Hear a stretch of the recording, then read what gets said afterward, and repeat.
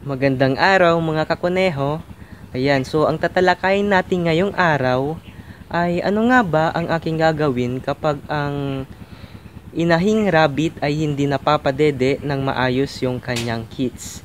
Or let's say sabihin na nating nagpapadede nga siya pero hindi lahat ng kanyang kits ay nakakadede dahil maaaring madami sila or yung inahing kuneho ay mailap dahil first timer pa lamang na magkaroon ng kids or mga anak.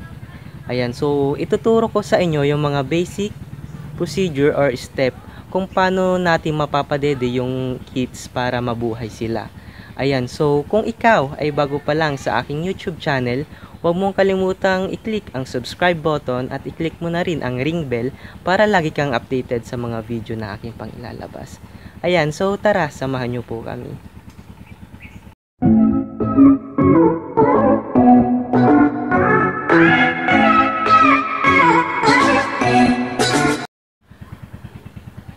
Ayan, so ano ang aking gagawin kung sakaling ang inahing kuneho ay hindi nagpapadede ng kanyang kids? Una, gumamit tayo ng nest box at kukunin natin ngayon yung kuneho, yung inahin. Kukunin natin siya at ilalagay natin siya dito sa loob ng nest box. Ayan. Ilalagay natin siya and then i-cover natin tong nest box para hindi makawala yung inahin na kuneho. Ayan, so nakikita natin na hindi siya nag-i-stamp or hindi tumatalon sa loob. Ibig sabihin, iyan ay nagpapadede na. Pero kung yung kuneho naman natin ay mailap, kunwari, inilagay natin dito sa nest box din, nilagyan natin siya ng cover, pero tumatalon-talon siya. Meron tayong pangalawang procedure kung ano ang ating gagawin. Una, alisin natin yung ating pinatong. Ayan. And then, ilalabas natin yung inahin. Ilalabas natin siya. Ito ay kung mailap yung kuneho sa kanyang loob, sa loob ng nest box. Kukunin natin siya. Lalabas. Tapos hawakan natin siya dito sa likod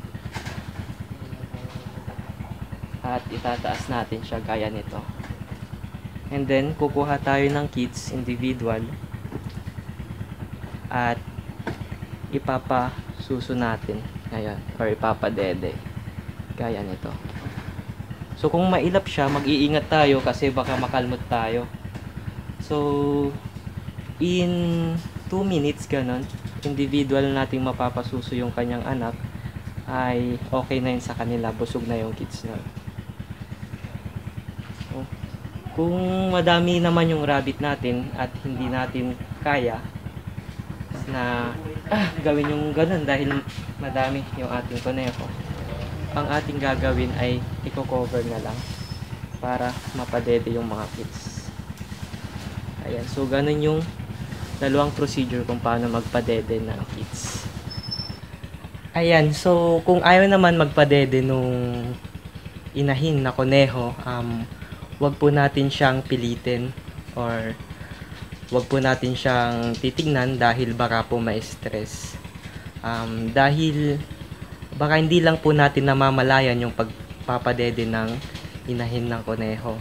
So ang pagpapadede po kasi ng kuneho ay umaga at gabi po. So 2 times lang po silang nagpapadede. So ayaw din po nilang ma-istorbo minsan. Ayan, so sa mga baguhan po na nag-aalala na baka hindi napapadede ng maayos yung kanilang kits, so madedetermine po natin yan kung yung kits ay hindi napapadede kung yung kits ay medyo hindi bumilog yung kanyang katawan or hindi siya malusog. Yun po yung ano, hindi siya napapadede. Ganun po yung itsura.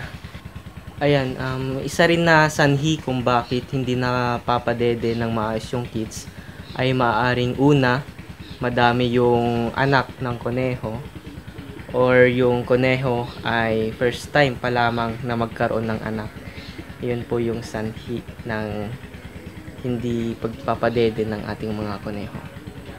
Ayan, so gusto ko lamang po ipaalala na kapag tayo ay mag-a-assist ng koneho sa pagpapadede sa kanila, lagi po tayong mag-iingat para po hindi po tayo makalmot or makagat.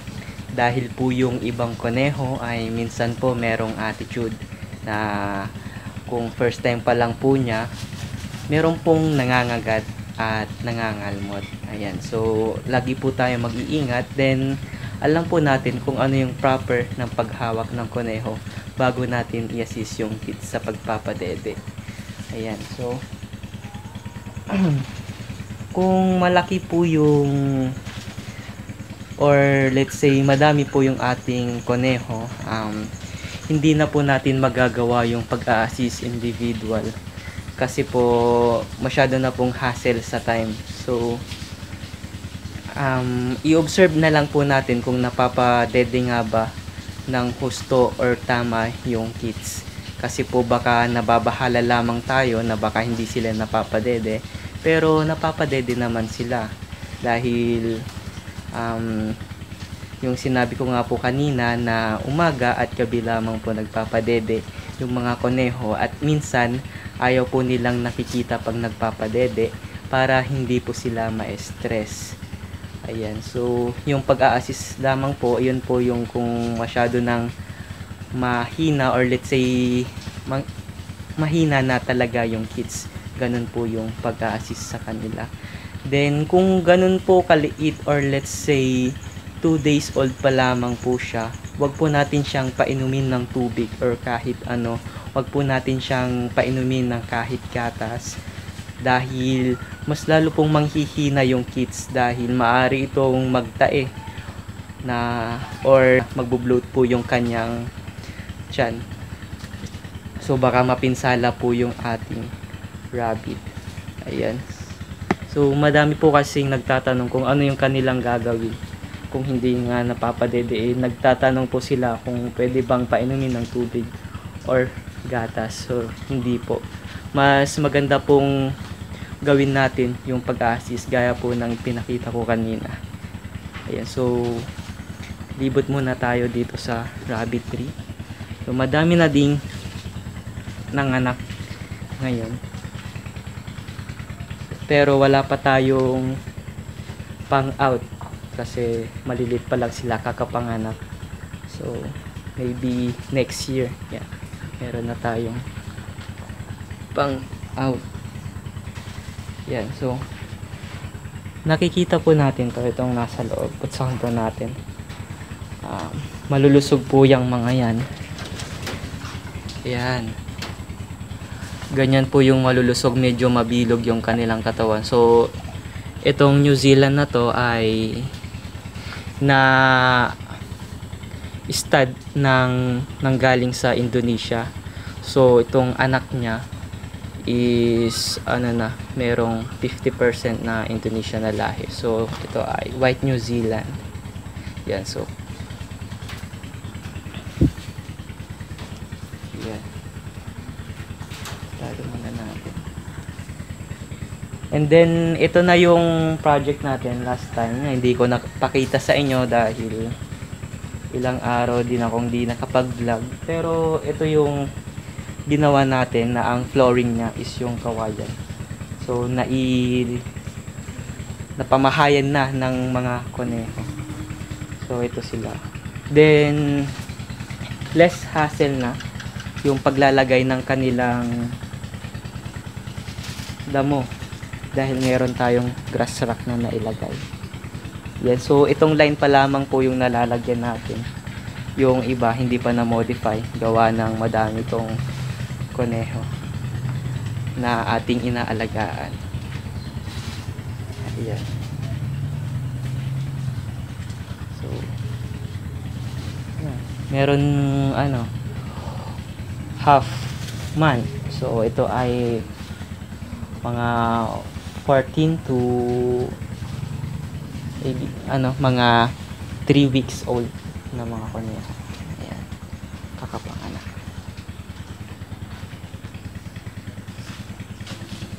Ayan. So tapos na din tayong magpakain ng kanilang hapunan. Ayan. Ang atin pong ibinigay sa kanila ay feeds. Then nagbigay din tayo ng dahon ng napier grass. Ayan, so sana ay nagustuhan nyo itong video na to at nakapulutan nyo rin po ng aral. Dahil ito po talaga yung gusto kong passion. Then may advocacy. Then to help farmers or yung mga nag-aalaga ng mga livestock para makapulutan po nila ng kaunting aral at makatulong po tayo. Dahil ang farmers ang nagbibigay ng pang-supply sa ating pagkain araw-araw. Ayan, so kung nagustuhan mo ang video na to, huwag mong kalimutang i-like, mag-comment at mag-subscribe sa aking YouTube channel, Efren Camacho, for more updates. Thank you and God bless.